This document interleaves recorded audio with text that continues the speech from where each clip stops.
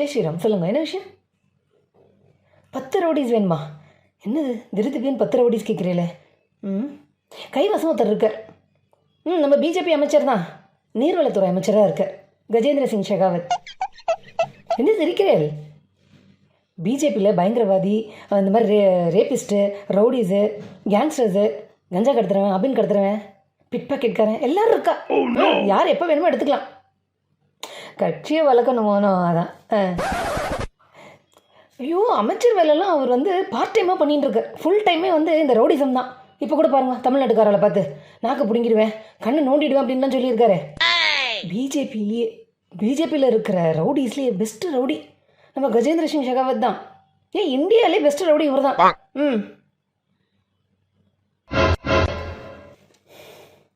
என்னவா?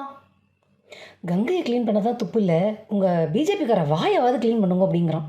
அப்படின்னு போட்டு கொடுத்துட்டானா? உண்மை பூரா சொல்லிட்டாங்க.